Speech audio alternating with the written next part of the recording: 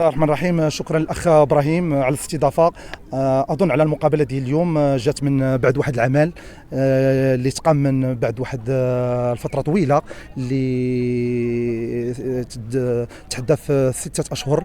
اظن على ان كل مجتهد لكل مجتهد نصيب، وحقيقه انا استحق على انني نكون اليوم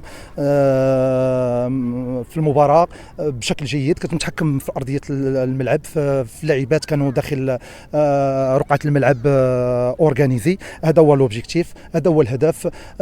مبروك على اللاعبات، نهنيهم. مقابله لنسيان. مازال عندنا مباريات في البطوله امام فرق متباريه في اعلى المستويات، لازمنا نحضروا بشكل جيد.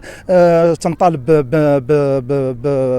بجماهير الطريفيه على انها تساندنا وتمد لنا يدها وتدعمنا بشكل جيد، لاننا قادمون ان شاء الله، لا هذا الموسم ولا الموسم المقبل ان شاء الله غادي نديروا كل ما في جهدنا باش نرضيو الجماهير الطريفيه.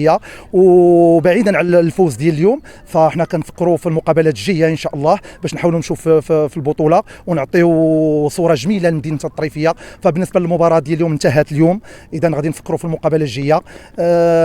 باش نشرح لك واحد الكلمه اللي باش نختم بها الكلام ديالي. ما يمكنش على ان يكون تلميذ في القسم ما يحفظش نهار الامتحان على انه يحقق المعدل. اظن على انني تعبت، انني خدمت، انني درت بزاف ديال الحوايج، وما تنمنش على اللاعبات ديالي وما تنمنش على مكتب المسير ديالي كيتيق فيا، مخليني مهيئ لي الظروف ديالي كيفاش نشتغل. اظن على انني غادي نكون على قدها ان شاء الله مستقبلا، ونتمنى من الجمهور الطريفيه، انا كناشد الجمهور الطريفيه يلتحق بنا باش يعطينا واحد النكهه خاصه للاتحاد الطريفيه لكره القدم النسويه والذكوريه ان شاء الله. وتنهنيهم ونتمنوا ان شاء الله هاد لا سيزون غادي نشرفوا اتحاد سوالم احسن تشريف، ولا الفريق الشباب الرياضي السوالمي ولا السالمي ولا فريق اتحاد سوالم، فهم عائله مدينه وحده. نتمنى لهم التوفيق. كذلك فريق شاب، فريق جاي في الطريق اللي غيعطي تكون عنده الكلمه.